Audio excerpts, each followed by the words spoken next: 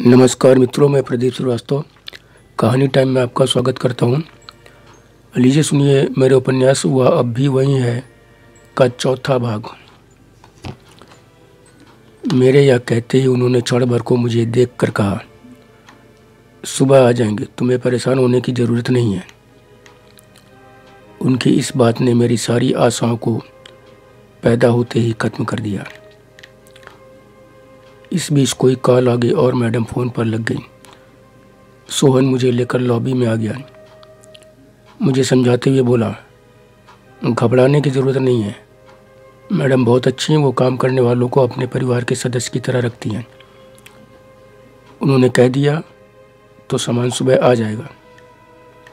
मैंने कहा, लेकिन मैं इस समय क्या पहनूंगा? तो सोहन ने कहा, अगर तुम्हें कोई एतराज़ ना हो तो मेरी एक लुंगी साफ रखी है, तुम आज काम चला सकते हो, खाना पीना तो सब साथ है ही। मतलब साफ था कि मेरे निकल भागने के सारे रास्ते साहब और इस हिडिंबा, उन्हें मैं सुंदर हिडिंबा कहूँगा, ने बंद कर दिए थे। अंदर ही अंदर खींचकर मैंने पूछा, और सोएंगे कहाँ? तो सोहन ने कहा, बालकनी इतनी बड़ी है कि उसमें 4 लोग सो सकते हैं, वहीं पर सोना है। मैं कुड़ कर रह गया और कोई रास्ता भी नहीं था। तोंदियल मुझे लेकर बालकनी में पहुंचा। बालकनी वाकई बड़ी थी, लेकिन इतनी नहीं कि वहां 4 लोग सो सके। मैंने तोंदियल से कहा तो वह बड़ी ठंडी आवाज़ में बोला, ये मुंबई की बालकनी है, अपने यूपी की नहीं। मैंने तो कम कहा था, इसमें 6 लोग सो सकते हैं। इसी के साथ तोंदियल ने क्षण भर में बता दिया कि वह यूपी में सोनभद्र के पास एक स्थान दुद्धि का रहने वाला है। सुंदर हिडिंबा के यहाँ 8 साल से काम कर रहा है। बालकनी में एक तरफ के आधे हिस्से की रेलिंग ऊपर छत तक मिली थी। वहीं लकड़ी की छोटी छोटी 2 अलमारियाँ रखी थी। उन्हीं में से एक को खोलकर उसने एक तौलिया, एक लुंगी निकालकर मुझे पकड़ा दी और खुद के लिए एक पजामा कुर्ता निकाल लिया। फिर मुझे बालकनी में ही रुकने को कहकर लॉबी से लगे एक टॉयलेट में चला गया और जब लौटा तो नहा धोकर कपड़े चेंज करके आया। आते ही मुझे भी भेज दिया। मैं भी नहा धोकर आ गया। बड़ी राहत महसूस हो रही थी। दिन भर की उमस भरी चिपचिपी गर्मी से कुछ राहत मिली तो भूख सताने लगी। बालकनी में तोंदियल ने 2 दरियां बिछा दी थी। उन पर साफ सुथरा चादर और तकिया भी था। तोंदियल को शांत बैठा देखकर मैंने सोचा, इससे पूछूं कि खाने पीने का भी कुछ है कि खाली नहा धोकर बैठा दिया और खुद भी बैठ गया। बड़वापुर में होता तो ऐसे में बाबूजी बोलते, खाए के ठिकान नहीं, नहाए तड़के। मैंने मुंह खोला ही था कि अंदर से मैडम ने सोहन तोंदियल को आवाज़ दी। वह आवाज़ सुनते ही बंदरों की तरह फुर्ती से उठकर चला गया और मैं बंदरों सा मुँह बाए उसे देखता रहा। मगर कुछ ही सेकंड में तोंदियल ने मुझे भी आवाज़ दी। मैं पहुंचा तो देखा मैडम भी कपड़े चेंज कर सोफे पर 2-3 कुशन के सहारे पसरी हुई थी। गहरे जामुनी रंग का एक गाउन पहन रखा था जो सिल्क का था और खूब ढीली ढीली छोटी छोटी बाहें थीं, इतनी छोटी कि उसे स्लीवलेस ही कहना ठीक है। गाउन उनके घुटनों के कुछ इंच ऊपर तक ही था और बीच से 2-3 इंच तक अलग हटा हुआ था। वहाँ से लेकर नीचे तक उनकी बेहद गोरी मांसल टांगें चमक सी पैदा कर रही थी। तोंदियल की तरह मैं भी सिर नीचे किए खड़ा था, मगर लाख कोशिशों के बाद भी मेरी आंखें रह रहकर उनकी चमक बिखेरती टांगों पर फिसल ही जाती। मैं अपने को बड़ी सांसत में महसूस कर रहा था। वहाँ से जल्दी से जल्दी हटने की सोच रहा था कि कहीं वह मुझे अपने बदन को देखते हुए न देख ले। समीना अगर तुम सामने होती तो यह सुनकर तुरंत यही कहती कि तुम जैसे मर्द होते ही ऐसे हैं, और देखी नहीं कि लबर लबर करने लगे। और तब मैं कहता, जरा अपनी भी कहो, औरतें भी कभी ऐसा नहीं करती क्या? या ये मर्द ही साले उनका बेड़ा गर्क करते हैं। खैर, सुंदर हिडिंबा ने मुझे फिर पहले की तरह झटका दिया। अमूमन मुंबई वालों का जैसा व्यवहार होता है अपने नौकरों के प्रति, उससे एकदम उलट उन्होंने करीब करीब आत्मीयता दिखाते हुए पूछा कि किचन में सारा सामान है, तुम लोग खाना बनाना चाहोगे या बाहर से मंगवा दूँ? उनका यह कहना था कि मैंने सेकंड भर की भी देरी किए बिना कहा, जी मंगवा दीजिए। मुझे डर था कहीं तोंदियल यह ना कह दे कि बनाएंगे, इसके चक्कर में मुझे भी बेकार जूझना पड़ेगा। सुबह से ऐसे ही काम कर कर के जान निकल रही है। मेरी बात सुनते ही उन्होंने अपना मोबाइल उठाया और ऑर्डर कर दिया। अमेरिकन शैली की अंग्रेजी में कही गई उनकी बातें मेरे पल्ले नहीं पड़ी।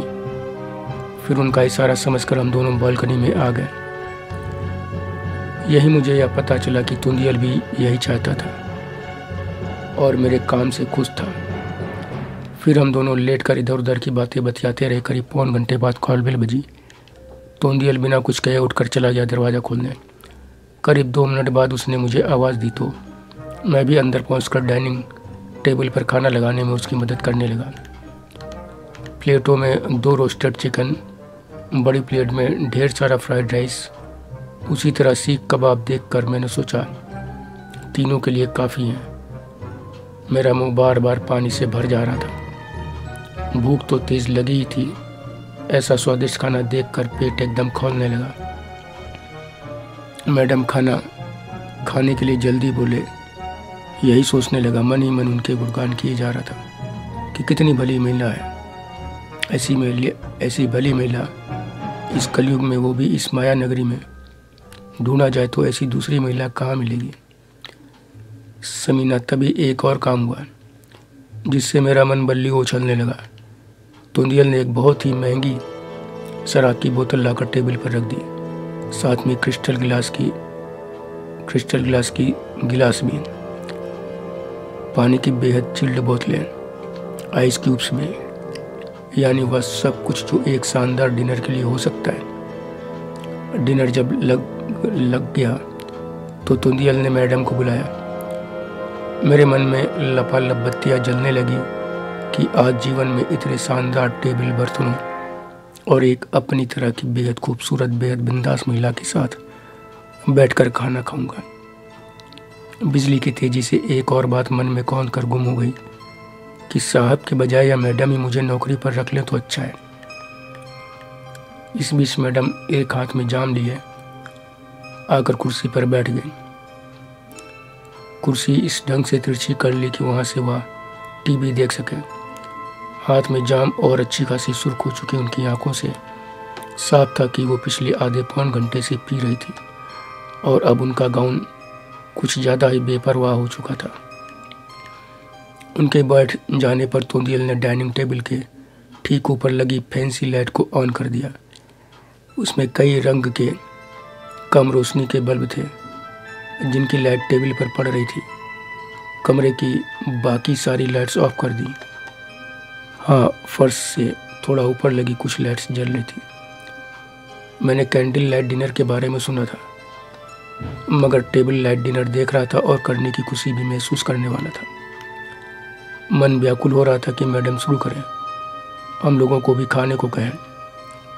तभी उन्होंने हल्के से कहा। मैं कुछ समझूं कि इसके पहले ही तोंदियल किचन से एक बड़ी पॉलिथीन लेकर बालकनी की ओर चल दिया। जाते जाते मुझे भी इशारे से बुला लिया। मैं पहुंचा तो वह दरी पर बैठ चुका था। मैं भी बैठ गया। तोंदियल ने पॉलिथीन से 2 डिब्बे निकालकर उन्हें खोला, जिसे देखते ही मैं आसमान से सीधे जमीन पर आ गिरा। कहीं खजूर या किसी पेड़ में अटका नहीं। मेरे चिथड़े बदन की तरह सारे सपने भी टूटकर इधर उधर बिखर गए। अपनी तरह की खूबसूरत, सेक्सी, बिंदास महिला के साथ टेबल लाइट डिनर का सपना चूर चूर हो गया। सामने हमारा खाना रखा था। समीना, मैं सपने में भी अन्न का अपमान नहीं करता, क्योंकि दुनिया में सब कुछ केवल इसी के लिए ही तो होता है। लेकिन उस क्षण मेरा मन उस खाने को देखकर घृणा क्रोध से उबल पड़ा। मन में आया कि इसे उठाऊं और अंदर महंगी शराब के नशे में चूर होती जा रही सुंदर हिडिंबा के चेहरे पर नहीं, उसकी छाती पर खींच कर मारूं। छाती पर इसलिए कि जिससे कि वह सब कुछ आसानी से देख सके। चेहरे पर मारूंगा तो वह देखने लायक नहीं रहेंगी। मगर विवश था।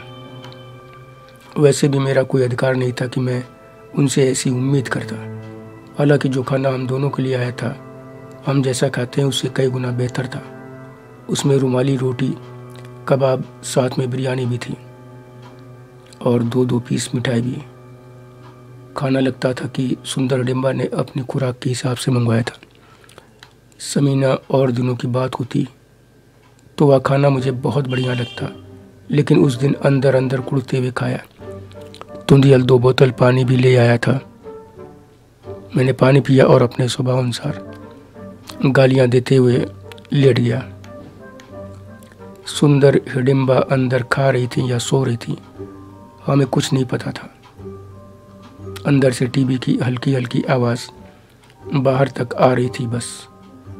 तुंदियल ने अंदर जाने वाले रास्ते का दरवाज़ा बंद कर दिया। मुझे आश्चर्य हुआ कि वह नौकरों के सहारे पूरा घर छोड़े हुए हैं। उन्हें अपनी इज्जत का भी ख्याल नहीं कि इस हालत का नौकर फ़ायदा भी उठा सकते हैं। जिस शहर में हमेशा कोई ना कोई कांड होता रहता है, वह ऐसी निश्चिंतता मुझे आश्चर्य में डाल लेती। दिमाग में बड़ी उथल पुथल मची हुई थी। निकल भागने का विचार फिर दिमाग में उछलने लगा था कि यह इतना खा पी रही है, लेटते ही कुछ देर में ही तो सो जाएगी। तुंदियल भी थका मांदा है, गहरी नींद ही सोएगा और तब मैं निकल भागूंगा। समीना इसके बाद करीब घंटा भर बीत गया, लेकिन तुंदियल करवटें बदलता रहा और मैं शांत उसके सोने का इंतजार करता रहा कि तभी अंदर बड़ी तेज एक साथ कई सामानों के गिरने की आवाज़ आई। लगा कि जैसे साथ में कोई बहुत भारी भरकम चीज़ भी गिरी है। तुंदियल मुझसे पहले उठ गया। नींद से उसकी तरह मेरी भी आंखें कड़वा रही थी। उन्हें मिचमिचाते हुए हम दोनों उठे। तुंदियल अपने को बड़ा जोर देकर खड़ा हुआ और बोला, आओ मेरे साथ। मैंने पूछा क्या हुआ, तो वह बोला, खुद ही देख लेना। दरवाज़ा खोलते ही बेहद ठंड का एहसास हुआ। मतलब सुंदर हिडिंबा ने एसी फुल स्विंग पर चला रखा था। अंदर पहुंचा तो देखा वह फर्श पर लगभग एक करवट की स्थिति में गिरी पड़ी थी। कुछ ही फीट की दूरी पर ढेर सारी उल्टी पड़ी थी। साथ में 2 कुर्सियां और कई बर्तन भी इधर उधर गिरे पड़े थे। मैं आशा के विपरीत यह सब देखकर हतप्रभ था। दिमाग में आया कि इनमें और अपने बड़वापुर के उन उठाई गिर पियक्कड़ों में अंतर क्या है। वो सब भी पी पी कर इधर उधर सड़क नाली गली में बाहर आते यानी गिरते पड़ते रहते हैं। उन्हें अपनी इज्जत मान सम्मान की कोई परवाह नहीं होती। और यहाँ यह आखिर इनकी पढ़ाई लिखाई, जीवन स्तर, सभ्यता और उन गवारों जाहिलों में कुछ तो अंतर दिखना ही चाहिए। जैसे उन सबको शराब पी रही है, वैसे ही इन्हें भी शराब ही पी रही है। मैंने तुंदियल से तेज लाइट जलाने को कहा तो वह फुसफुसाते हुए बोला, जरूरत नहीं, चलो उठाओ, बेडरूम में ले चलना है। मैं हरकत में आऊँ उसके पहले ही वह बेडरूम की तरफ गया।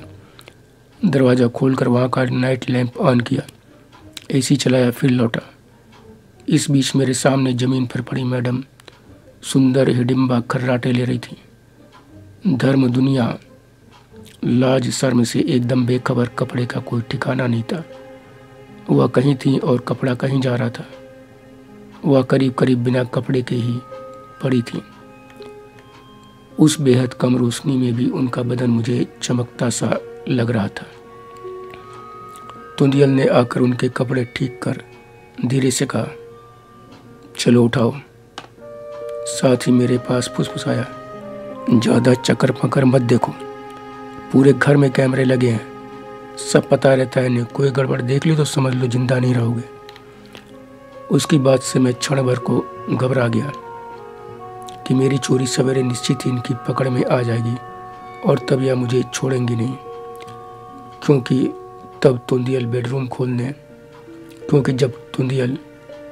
बेडरूम खोलने एसी लाइट ऑन करने गया था तो मैंने उत्तेजना में आकर मैडम की अस्त व्यस्त स्थिति के साथ कुछ हरकत की थी जो गंदी थी। मैं अंदर ही अंदर से यार उठा था और यह भी समझ गया कि तुंदियल इसी कारण नज़र झुकाए मशीन की तरह सारे काम किए जा रहा है। नहीं तो जिस औरत के नग्न तन के आगे बड़े बड़े योगी पल में फिसल जाते हैं, या कहाँ से आज के युग में हठ योगी बना यहाँ आ गया है, जितेंद्रिय बन गया है। इसकी सारी इच्छाएं मर गई हैं क्या? इसके सारे अंग शिथिल और निष्क्रिय हो गए हैं क्या? लेकिन नहीं, सच में ऐसा कुछ नहीं था समीना। केवल डर था, मौत का डर, जिसने उसे हृदयहीन भावहीन मशीन बना दिया था। निर्जीव मशीन जिस तन के आगे मैं क्षण भर में भाग गया। तुंदियल ना होता तो शायद और भागता। वहीं अब मैं भी मशीन बन गया। हाँ, यह जरूर था कि अंदर अंदर मेरा और तुंदियल का कोई पुर्जा जरूर बहक रहा था। ऐसा मुझे बीच बीच में एहसास हुआ। खैर, किसी तरह मैडम को बेड पर लिटाया गया। तुंदियल को उस कम रोशनी में भी मैडम के माथे का गुलमा दिख गया था, तो वहाँ उसने पेन किलर स्प्रे को स्प्रे कर दिया।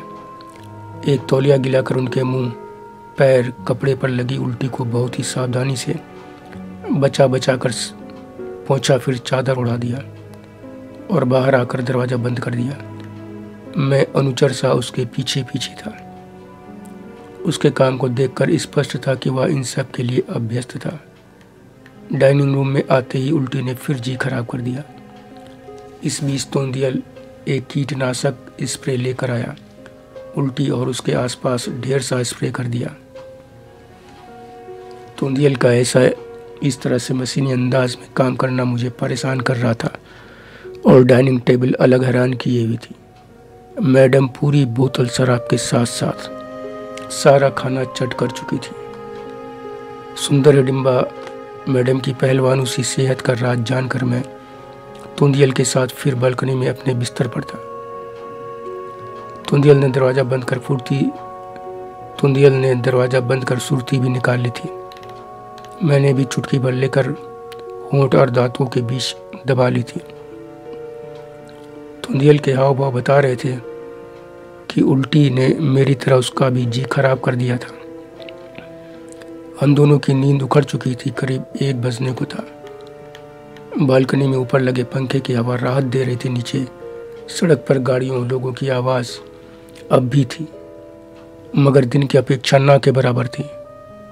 हम दोनों करीब 10-15 मिनट बतियाते रहे, जिसमें तुंदियल ने बताया कि सवेरे बाई आएगी, वही सारी साफ सफाई करेगी। जो आदमी अपने घर गया है वह और उसकी बीवी मैडम के विश्वास पात्र हैं। वह उन पर आंख मूंद कर भरोसा करती हैं और वह दोनों भी इन पर जान छिड़कते हैं। उन दोनों के बाद वह तुंदियल पर यकीन करती हैं और जब तक वह वापस नहीं आते तब तक उसे ही सब संभालना है। मैं उसका सहयोग करूंगा। मैडम सप्ताहांत की पहली रात ऐसे ही गले तक नहीं बल्कि मुंह तक खाती पीती हैं और अक्सर यही किस्सा दोहराती हैं। समीना, मैं उससे जितनी बातें कर रहा था मेरा अंदर अंदर सहमना भी उतना ही बढ़ता जा रहा था कि सवेरे जब मैडम कैमरे में मेरी ओछी हरकत देखेंगी तो जिंदा नहीं छोड़ेंगी। साहब कुल बुलवाएंगी और वह मुझे कहीं समुद्र में फिकवा देंगे, जहाँ शार्क, व्हेल जैसे विशालकाय, महाकाय जलीय जीव मुझे सेकंड भर में निगल जाएंगे, या फिर खतरनाक शिकारी मछलियाँ कुछ ही देर में नोच कर मुझे चट कर जाएंगी। या सोचते सोचते घबराकर मैंने तय कर लिया कि इसी समय भागूंगा। साहब रख ले मेरा सारा सामान, जिंदा रहा तो कर लूँगा सारा इंतजाम।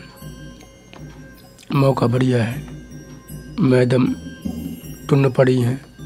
तुंदियल को बोलता हूँ कि खाना बहुत ज़्यादा हो गया है, बाहर कुछ देर टहल कर आता हूँ। यह बात दिमाग में आते ही मैंने 2-3 बार उबकाई आने का नाटक किया। तुंदियल ने पूछा तो मैंने कहा, अपच सा हो रहा है, कुछ टहल लूँ तो राहत मिल जाएगी। इस पर तुंदियल ने जो कहा उससे मैं मानो कटे पेड़ सा जमीन पर धड़ाम से गिर पड़ा। उसने बताया, मैडम जब देखती हैं कि अब बाहर का कोई काम नहीं है तो वह दरवाजे का इंटरलॉक लगाकर चाबी बेडरूम में कहीं रख देती हैं। डिनर आने के बाद उन्होंने खुद बंद किया है। इसके अलावा इस वक्त जो चौकीदार होगा बाहर, वह पहले मालिक को फ़ोन करके कंफर्म करता है, तभी किसी नौकर को बाहर जाने देता है। इसलिए इस समय बाहर नहीं निकला जा सकता। बालकनी में यहीं जितना टहल सकते हो टहल लो। इस बात को सुनकर मैं एकदम खींच उठा। भीतर ही भीतर सुंदर हिडिंबा साहब को गाली देता हुआ लेटा गया दरी पर। सोचा कि देखने में इतनी उदार मना है, घर ऐसा बना रखा है कि जैसे कोई तालाबंदी ही नहीं है, मगर तैयारी ऐसी साथिराना कि बड़े बड़े फंस जाए। नौकरों की ऐसी हालत बना रखी है कि वो नज़र उठाने में भी कांपते हैं। मुझे भी छांट कर रखा कि मेरी गर्दन पर साहब की छुरी है। मेरी हैसियत एक मेमने से ज़्यादा नहीं है, इसीलिए इतनी बेधड़क और निश्चिंत है कि न घर की चिंता न तन की। सवेरे आने वाली आफत की सोचते सोचते मैं देर तक नहीं सो सका, जबकि तुंदियल 15 मिनट बाद ही ऊपर से नीचे सड़क पर सुरती थूक कर सो गया। अच्छा यह भी था कि वह खर्राटे बिल्कुल नहीं लेता था। मैंने भी कुछ देर बाद सुरती नीचे थूकी। अनुमान लगाया कि ऊपर से नीचे करीब 50 फीट की दूरी है, लेकिन जब बिल्डिंग की बनावट पर ध्यान दिया तो लगा या तो ऐसी बनी है कि ऊपर से नीचे उतरने का कोई जुगाड़ बन ही नहीं सकता। आखिर में विवश होकर लेट गया कि जो होगा देखा जाएगा। सुबह मेरी नींद तब खुली जब तुंदियल ने उठाया। उसी ने बताया कि 7:30 बज गए हैं। मैं घबरा कर उठा। मेरे सामने साहब और मैडम का चेहरा नाच गया। मैंने पूछा, मैडम उठ गई क्या? उसने कहा, नहीं, अभी सो रही हैं, 10 बजे से पहले नहीं उठेंगी। जिस रात गड़बड़ करती हैं अगले दिन 10 बजे से पहले नहीं उठती। मैं जल्दी से फ्रेश होकर तैयार हो गया। अपने कपड़े पहने और तुंदियल के कपड़ों को धोकर मशीन में ही सुखाकर वापस रख दिया। हालांकि वह नम तब भी थे। तुंदियल यह सब शांति से देखता रहा, लेकिन बोला कुछ नहीं। हाँ, इस बीच वह ढेर सारे बिस्कुट, कुछ ब्रेड, ठीक ठाक मात्रा में नमकीन और चाय ले आया था। बालकनी में ही हम दोनों ने पूरा चट कर दिया। नाश्ता अच्छा खासा हो गया था। अब कुछ घंटों के लिए फुर्सत थी, मगर मेरा मन दिमाग फुर्सत में नहीं थे। वह घबरा रहे थे, अपनी मौत को और करीब आता देख रहे थे। यह व्याकुलता, घबराहट तब एकदम 7वें आसमान पर पहुंच गई जब करीब 3 घंटे बाद सुंदर हिडिंबा मैडम बेडरूम से बाहर आईं और सोफे में धंस गईं। तुंदियल उनके लिए ब्लैक कॉफ़ी बनाने चला गया। उन्होंने मुझे बुलाकर पेपर लाने के लिए कहा। मैंने सोचा मौका बढ़िया है, निकल लूँगा इसी समय। अभी तक इन्होंने मेरी ओछी हरकत देखी नहीं है। मैं कुछ देर खड़ा रहा, उनके करीब सिर झुकाया तो वह बोली, गए नहीं, क्या हुआ? तो मैंने सहमते हुए कहा, वो दरवाज़ा क्या? दरवाज़ा खुला है? सुनकर मैं बोला, जी अच्छा, और चला गया बाहर। मन में गोली होने यानी भाग लेने की योजना लिए। समीना मैडम का उस समय का एकदम बदला रूप भी मेरे दिमाग में धंस चुका था। वह अपने अटैच बाथरूम में नहा धोकर ड्रावर से बाल सुखा कर निकली थी। उन्होंने ट्राउजर और शर्ट पहन रखी थी, जिसमें ऊपर बटन लगे थे जो सिर्फ दिखाने के थे। अंदर ब्रेल्को हुक्स थे, जिन्हें बस चिपका भर देना था। बेहद हल्के पीले रंग की यह ड्रेस उन पर खूब फब रही थी, अच्छी खासी चुस्त। यह ड्रेस उनके बदन से लगभग चिपकी हुई थी।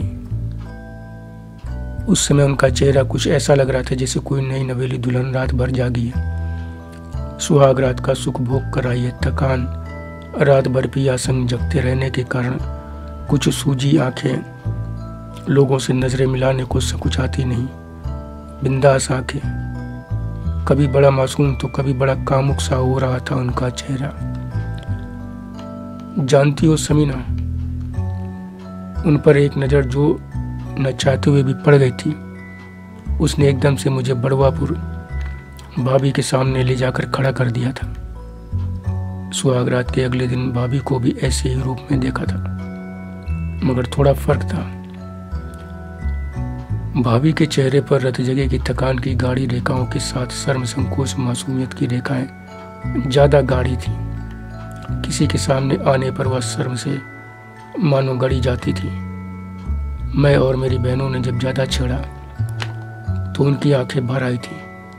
तब अम्मा ने उन्हें अपनी बाहों में भरकर प्यार से उनके माथे को चूमा, फिर प्यार भरी झिड़की हम सबको देते हुए कहा था, अच्छा बहुत हो गया, काहे हमारी प्यारी प्यारी दुलारी पतों का परेशान की हो तुम सब। तब बड़की दीदी भी उन्हीं संग हो गई थी। हम सब ने हंसते हुए अम्मा को भी चिढ़ाया था, मगर यहाँ मैडम के चेहरे पर बिंदासपना और कामुकता ज्यादा टपक रही थी, जिसे देखकर किसी में भी कामुक विचार उफान मार सकते थे। कम से कम मेरे मन में तो उस समय यही भाव आए ही थे, जबकि गर्दन पर साहब की छुरी बराबर गड़ी ही जा रही थी। खैर समीना, भागने का मेरा प्रयास जारी रहा। नीचे वॉचमैन से मैंने पेपर लेने के साथ ही बाहर 2 मिनट के लिए जाकर कुछ सामान लाने की बात कही तो वह पूछताछ पर उतर आया, पहले कभी नहीं देखा, किसके यहाँ आए हो? जैसे प्रश्न दागने लगा तो मैंने मन महसूस कर कन्नी काट ली और चला आया ऊपर। मैडम के सामने टेबल पर पेपर रखा। वो टीवी पर न्यूज़ देखते हुए काफ़ी सुड़क रही थी। कोई बिजनेस चैनल चल रहा था जो 4-5 पेपर में नीचे से ले आया था। उनमें भी कई बिजनेस के ही लग रहे थे। मैं फिर बालकनी में आया। तोंदियल बाइक के साथ साथ सफाई में लगा हुआ था। भाई कब आई यह मैं जान नहीं पाया, मगर बेहद मजबूत शरीर की बहुत ही फुर्तीली थी। बिजली की तेजी से काम निपटा रही थी। दोपहर होते होते वह काम धाम निपटा कर खाना बना के चली गई। शाम को उसे फिर आना था। इसी बीच मैडम फोन पर बराबर बतियाती रही। फिर करीब 3 बजे तैयार होकर कहीं चली गई। लेने के लिए एक शानदार गाड़ी आई थी, जिसका ड्राइवर साफ सुथरी ड्रेस में था। मैडम ने बाहर जाते समय सफ़ेद जीन्स और आर्मी कलर की टी-शर्ट पहन रखी थी। जाते समय उनका ब्रीफकेस कार में रखने के लिए मैं पीछे पीछे गया था। उनके बेहद चुस्त कपड़ों से उनके अंदरूनी उभार साफ साफ पता चल रहे थे। उन्होंने ऐसे बेतुके ढंग से कपड़े पहने थे कि देखने वाले को तुरंत मालूम हो रहा था कि उन्होंने कोई अंदरूनी कपड़े नहीं पहने हैं। समीना, मैं पूरे विश्वास से कहता हूँ कि तुम सामने होती तो मेरी इस बात को सुनकर यही कहती कि तुम सारे मर्दों का यही हाल है। औरत दिखी नहीं कि लाल टपकाने लगे। आंखों से तो उसके कपड़ों में तुम लोग घुस ही जाते हो। ख्यालों में बार बार उसकी इज्जत लूट के ही रहते हो। लेकिन नहीं समीना, उस समय मेरी नज़र जरूर पीछे से उनके कसे हुए बड़े नितंबों और आपस में टकराती मोटी जांघों पर थी। लेकिन मैं दिमाग में भागने की एक योजना को अंतिम रूप दे चुका था कि जब मैडम के ना रहने पर निकलूंगा बहाना बनाकर, तब वॉचमैन जरूर दाने देगा। आखिर वो किससे पूछने की बात करेगा। मैं अपनी योजना की उधेड़बुन लिए वापस ऊपर पहुंचा। कुछ देर बाद तोंदियल से कहा कि कल से सिगरेट नहीं पी, सुरती भी तुम्हीं से लेकर खा रहा हूँ, सोच रहा हूँ जाकर ले आऊँ। मगर तोंदियल ने फिर एक झटके में मेरी योजना पर पानी फेर दिया। उसने कहा, मैडम को फ़ोन करके बता दो, वो वॉचमैन को बोलेंगी तभी जा पाओगे। मैंने खींचकर कहा कि ऐसा तो मैंने कहीं और नहीं देखा। तो वह बोला, यहाँ नौकरों पर इतनी पाबंदियाँ, इतने पहरे हैं, तभी तो इस बिल्डिंग में नौकर आज तक कोई कांड नहीं कर पाए। इस 6 माले की बिल्डिंग में नीचे 4 ऑफिस हैं, ऊपर 12 परिवार रहते हैं। सभी बेहद अमीर हैं और रहस्यमय भी। कौन क्या काम करता है किसी को पता नहीं। एक से एक महंगी गाड़ियों में बड़े संदिग्ध लोगों का आना जाना लगा रहता है। हाँ, यहाँ से 2 नौकर जरूर रहस्यमय ढंग से गायब हो चुके हैं। कहाँ गए उनका कुछ भी पता नहीं चला।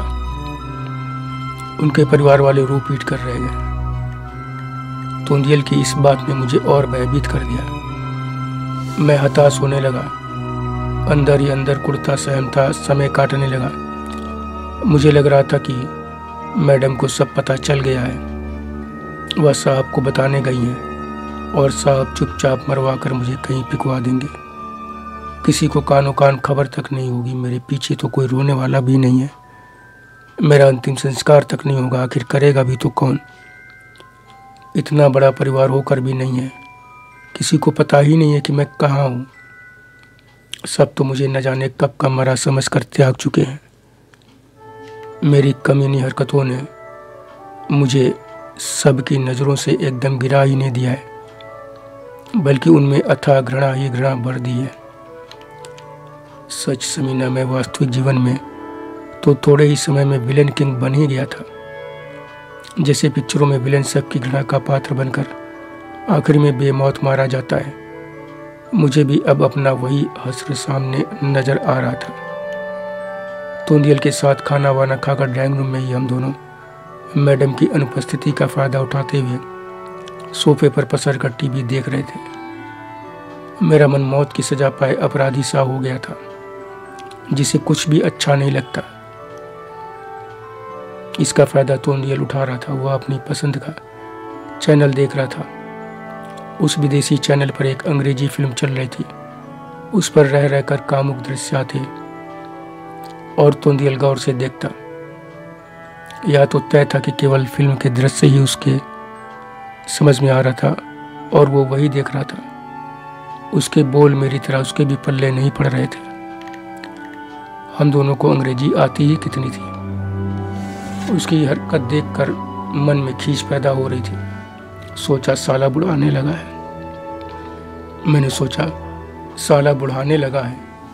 मटके जैसा पेट लिए घूमता है, मगर औरतों का पक्का रसिया है।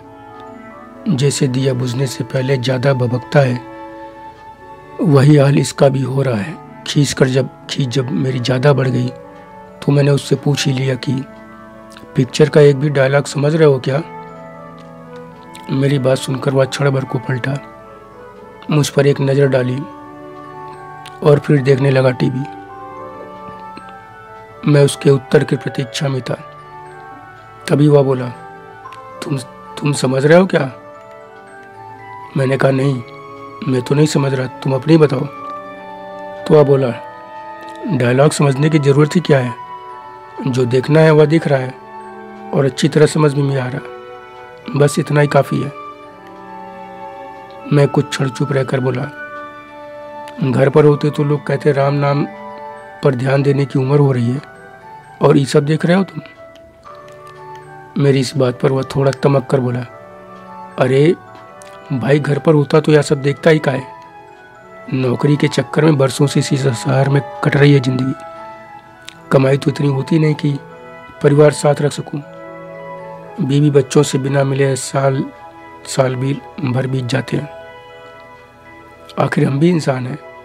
हमारा भी मन करता है बीवी के साथ समय बिताने का, मगर पेट की आग, बच्चों की जिम्मेदारी के आगे सारी इच्छा मारनी पड़ती है। मन पत्थर का करना पड़ता है। वहाँ साला इतना कुछ है ही नहीं कि घर गृहस्थी चल सके। यहाँ कमाई ना करूँ तो बच्चों को पढ़ा नहीं सकता।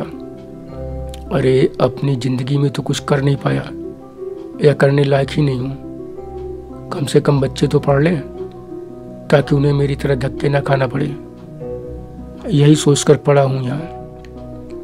रही बात यह सब देखने की, तो भाई मर्द हूँ। कौन मर्द होगा जो यह सब नहीं देखना चाहता होगा और नहीं देखता होगा, जिसके मन में औरत पाने की इच्छा ना होती होगी। फिर हम जैसे लोग तो उन अभागों में से हैं जिनकी यह इच्छा मौत तक उनका साथ निभाती है, क्योंकि यह कभी पूरी ही नहीं होती, और जब पूरी नहीं होती तो चाहत बनी ही रहती है। समीना, मेरा मन उखड़ा हुआ तो था ही। मैंने उसे और ज़्यादा छेड़ते हुए कहा, मगर तुम्हारी यह इच्छा कैसे अधूरी रहेगी भाई? तुम्हारी बीवी है, बच्चे हैं, बिना पास जाए तो बच्चे नहीं हुए? मेरी इस बात पर तोंदियल एकदम बिफर पड़ा। बोला, बड़े ना समझो भाई, क्या फालतू बातें करते हो? बीवी के पास मैं ही जाता हूँ, बच्चे भी मैंने ही पैदा किए हैं, किसी और ने नहीं। अरे मैं तो बात कर रहा था कि बीवी के साथ निश्चिंत होकर, बेधड़क होकर समय बिताने की। इन पिक्चरों में, यहाँ इन शहरों में बड़े बड़े खाए पिए अघाए लोग जिस तरह बेअंदाज होकर साथ मिलते हैं, उस तरह मिलने का मौका हमें कभी नसीब होता है क्या? जब तक यहाँ रहते हैं तब तक तो किसी तरह से मिलना छोड़ो, सोचने का भी मौका नहीं मिलता। और घर पर वहाँ ना इतना बड़ा मकान है और ना ही ऐसा माहौल कि बीवी के साथ अकेले निश्चिंत होकर समय बिता सको। पहुँचो तो बच्चे घिरे रहते हैं। छोटका लड़का जब तक मैं रहता हूँ तब तक वह रात में भी चिपका रहता है। फिर होता क्या है कि सबके सोने का इंतज़ार करो। रात 1-1:30 बजे तक तो सब इंतज़ार में ही नींद खराब हो जाती है। फिर बच्चे को धीरे से अलग करो कि जग ना जाए, कहीं कोई बत्ती ना जल रही हो, कोई जाग ना जाए, किसी तरह की कोई आवाज़ ना निकलने पाए। इतनी बातों का बोझ लेकर 5-6 मिनट गुचुर कुचुर करके फिर मुँह दाब के सो जाओ, ये मिलना कोई मिलना है? 20 साल हो रहे हैं शादी के, 4 बच्चे हो गए हैं, लेकिन आज तक हम दोनों ने रोशनी में पूरा नहीं देखा है एक दूसरे को। ये नहीं कि हम चाहते नहीं, घर का माहौल, हालात सब ऐसे हैं कि घुट घुट कर कट गई इतनी ज़िंदगी। और अब इस उम्र में आने के बाद तो और भी ख़त्म ही है सब। और तुम बताओ, तुम कितनी बार खुल के मिली हो बीवी से? कल जिस तरह मैडम के कपड़े हटाकर उनको देखा, उससे तो लगता नहीं कि तुम्हारी हालत कहीं मुझसे अलग है। तुम्हारी नज़रें बताती है कि तुम कहीं से मुझसे ज़्यादा बदतर हालत में हो। समीना, मैडम वाली बात सुनते ही मानो मेरे पूरे शरीर में 1000 वोल्ट का करंट दौड़ गया, मानो हज़ारों वोल्ट का करंट दौड़ गया हो। मैं हकबकाया सा बोला, क्या नाप से नाप बोले जा रहा हो? मैंने क्या देखा मैडम को? ऐसा क्या क्या होता तो वह मुझे छोड़ती सुबह? तुम्ही ने बताया था यहाँ कैमरे लगे हुए हैं। मैं आवाज़ में कुछ ज़्यादा तेज़, मैं आवेश में कुछ ज़्यादा तेज़ बोल गया था, मगर तोंदियल एकदम ठंडा रहा और बोला, भाव मत खाओ। मैडम अभी तक शायद इसलिए नहीं बोली क्योंकि हो सकता है अभी तक उन्होंने कैमरे की रिकॉर्डिंग देखी ही ना हो। जब उनको ज़रूरत महसूस होगी तब देखेंगी, कभी कभी हफ्तों नहीं देखती। भाग्यशाली हो और प्रार्थना करो कि कल की रिकॉर्डिंग वो कभी ना देखें। देखो, उम्र और अनुभव में तुमसे बहुत आगे हूँ।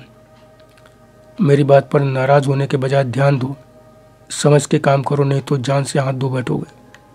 अरे हम भी बीवी बच्चों से दूर रहते हैं, लेकिन कंट्रोल करना पड़ता है भाई। तोंदियल को जब मैंने कई बातें छिपाते हुए बताया कि अभी तो मैं छड़ा हूँ, अविवाहित हूँ, तो उसने एक नज़र मुझ पर डाली और टीवी देखने लगा। करीब 2 मिनट का एक गर्मा गर्म दृश्य जब उसने देख लिया, तब उसने जेब से चुनौती निकालकर चुटकी भर तंबाकू मुंह में दबाई और मेरी तरफ बढ़ाते हुए बोला, लो खाओ। कल की उल्टी की बदबू दिमाग में ऐसी घुसी कि अभी तक गई नहीं। तंबाकू सूंघ कर दर्जनों बार छींक चुका हूँ, तब भी नहीं। ऐसे गाढ़े वक्त में यह बड़ा काम आती है भाई। मैंने भी चुटकी भर सुरती होंठों के पीछे दबाई और तोंदियल को टीवी पर अगले गर्मा गर्म दृश्य के लिए इंतजार करता हुआ छोड़कर बालकनी में आ गया। तोंदियल ने एक तरह से मुझे कपड़े की तरह धोकर निचोड़कर तार पर लटका दिया था। मैं निचुड़ा हुआ बालकनी की रेलिंग पर खड़ा नीचे देख रहा था। सोचा भी नहीं था कि यहाँ नौकरों को ऐसे कैद कर दिया जाता है। कम से कम इस बिल्डिंग में तो सारे नौकर कैद ही थे। करीब 5 बजे कॉल बेल बजी। तोंदियल के प्रति मुझ में अब तक कुछ सम्मान भाव पैदा हो चुका था। उसके उठने से पहले मैंने जाकर दरवाज़ा खोल दिया। सामने साहब का एक ड्राइवर, जिसे मैं पहचानता था, और करीब करीब 30-35 की उम्र की एक महिला खड़ी थी। मैं ड्राइवर को नमस्कार भर कर पाया था कि तब तक पीछे से तुंदियल आया और बोला, आओ। मैंने भी रास्ता दे दिया। ड्राइवर, महिला दोनों अंदर आ गए। महिला के साथ 2 एयरबैग थे। उसे देखकर मैं कोई अनुमान नहीं लगा पाया कि वह कौन है। तभी तुंदियल बोला, अपना सामान वहीं रख दो छब्बी, जहाँ पिछली बार रखा था। मैडम ने फ़ोन किया था, तुम आ रही हो। मैंने यह सुनकर अंदर अंदर मैंने कहा, वह तुंदियल, फ़ोन आया था और तूने बताया तक नहीं? छब्बी, पहली बार सुन रहा था मैं यह नाम। छब्बी जैसे ही अपना सामान लेकर अंदर गए, वैसे ही ड्राइवर नारायण मुझे नीचे ले गया। वहाँ साहब ने मेरा सामान भिजवाया था। उन्हें लेकर मैं ऊपर आ गया। नारायण ने बताया कि साहब ने कहा है कि मैडम की सेवा में कोई कमी नहीं होनी चाहिए। मैं चुपचाप सिर हिलाकर ऊपर चला आया पिंजरे में। बालकनी में मेरा ठिकाना था। ऊपर पहुंचा तो देखा छब्बी और तुंदियल बड़े याराना माहौल में बतिया रहे हैं। मेरे पहुंचने पर तुंदियल ने मेरा परिचय कराया और कहा, यह यहाँ तब तक मैडम की सेवा में रहेंगी जब तक अपने घर गए नौकर वापस नहीं आ जाते। अब जाकर यह बात मुझे स्पष्ट हुई कि छब्बी भी हमारी तरह नौकर ही है। उसकी ड्रेस, हाव भाव से यह अनुमान लगा पाना कठिन था। मुझे धुंधला ही सही याद आ रहा था कि मैं पहले भी इसे कहीं देख चुका हूँ। मैं समझ रहा था कि मैडम के ऑफिस की कोई कर्मचारी है। छब्बी का पूरा नाम सुतापा सुले था। मराठवाड़ा के किसी स्थान की रहने वाली थी। जिस तेजी से उसने नाम बताया था स्थान का, उतनी ही तेजी से मेरे दिमाग से निकल भी गया। समीना या छब्बी जल्दी ही मेरी सब कुछ बन गई थी। मगर उस समय दोनों जिस ढंग से बात कर रहे थे, हंसी ठिठोली कर रहे थे, उससे यह साफ था कि तुंदियल और उसके बीच गहरी छनती है। दोनों अंदर बतियाने में लगे रहे। मैं बालकनी में लटका रहा। कितना समय बीता पता ही नहीं चला। जब तुंदियल की आवाज़ आई तो मैं अंदर गया। दोनों जमीन पर बिछे कारपेट पर बैठे थे। 3 कप चाय थी, प्लेट में कई बिस्कुट। मैं समझ गया कि चाय के लिए बुलाया गया है। शाम के 7 बज चुके थे। मैडम का कहीं पता नहीं था। चाय पीने के बाद तुंदियल बोला, मैडम खाना खा कर आएंगी, हम लोगों को अपना बनाना है। तभी छब्बी बीच में टपकी, छुट्टी वाले दिन मैडम घर पर खाती ही कहाँ है? वैसे भी उन्हें घर का खाना पसंद ही नहीं आता। मैडम की बात छोड़ो, ये बताओ बनाओगे क्या? तुंदियल ने पूछा तो इस पर छब्बी ने एक उड़ती सी नज़र मुझ पर डाली। फिर तुंदियल को देखती हुई बोली, जब मैडम को नहीं खाना तो कुछ हल्का फुल्का बना लेते हैं। और उसने क्षण भर में तय कर दिया कि सिर्फ सब्जी रोटी बनेगी। सब्जी कौन सी, यह भी पता नहीं चला। मैं कितनी रोटी खाऊंगा यह भी छब्बी ने पूछ लिया। एक और बात समीना, कि छब्बी के आने से मैं भी भीतर से न जाने क्यों बड़ा हल्का महसूस कर रहा था, जैसे कोई खुशी मिल गई हो। उसका काम करने का साफ सुथरा सलीके भरा अंदाज, फुर्ती, एकदम सीधे सीधे बेलौस बोलना मुझे बड़ा प्रभावित कर रहा था। 9 बजे तक हम सब ने खा पी कर साफ सफाई सब कर दी। छब्बी ने मैडम का बेडरूम भी संवार दिया था। खाने के बाद मेरा सोने का मन कर रहा था। 10 बज रहे थे। मैडम का कुछ पता नहीं था। मुझे सुबह क्या काम दिया जाएगा, मन में उमड़ घुमड़ रहा। यही प्रश्न भी बेचैन किए जा रहा था। यह प्रश्न भी बेचैन किए जा रहा था। तुंदियल बालकनी में अपने बिस्तर पर तकिए के सहारे अधलेटा था। मैं भी उसी तरह अपने स्थान पर बैठ गया। कुछ ही देर में छब्बी भी आकर तुंदियल के बिस्तर पर बैठ गई और स्वभाव के मुताबिक पकड़ पकड़ बतियाने लगी। मुझे नींद के कारण उसकी बातों में जरा भी रस नहीं मिल रहा था। जब 11 बज गए तुंदियल तब बोला, छब्बी अगर तुम जाग रही हो तो मैं सो जाऊं। सवेरे जल्दी उठना है, मैडम का फ़ोन आए तो बता देना। इस पर छब्बी बोले, जागेंगे नहीं तो जाएंगे कहाँ?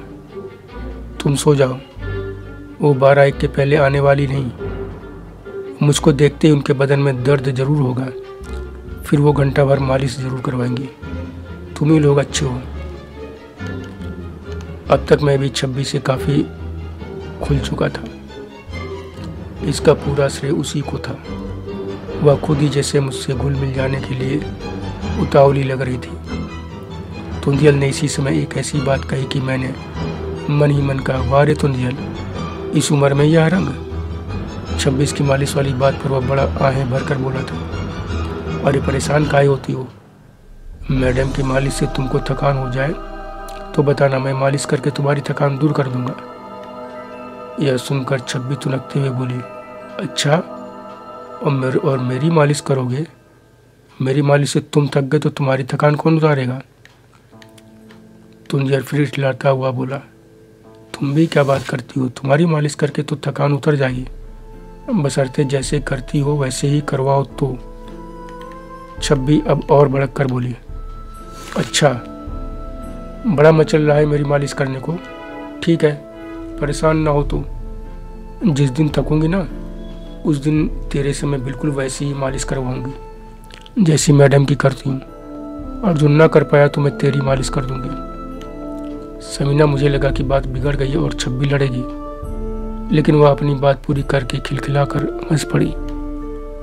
मुझे अब साफ हो गया था कि इन दोनों के बीच बड़ा खुला रिश्ता है, मगर 26 की बातों तरीके ने दिमाग में यह प्रश्न खड़ा कर दिया था कि यह कहीं से मराठी तो लग ही नहीं रही है, और आखिर यह मैडम की कौन सी खास मालिश करती है जो एकदम अलग तरह की।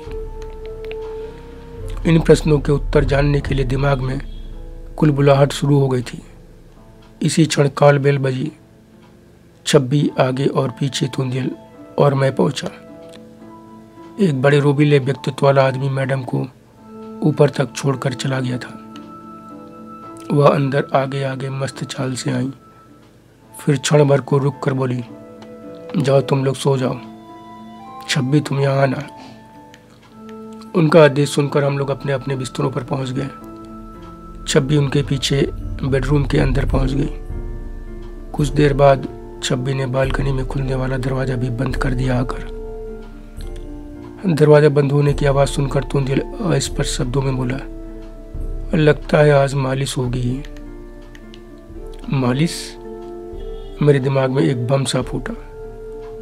मैडम हल्के फुल्के नशे में थी या मैंने उनके अंदर आते ही भांप लिया था, मगर यह सारी बातें नींद के आगे एक किनारे हो गई और मैं भी तुंदियल की तरह सो गया।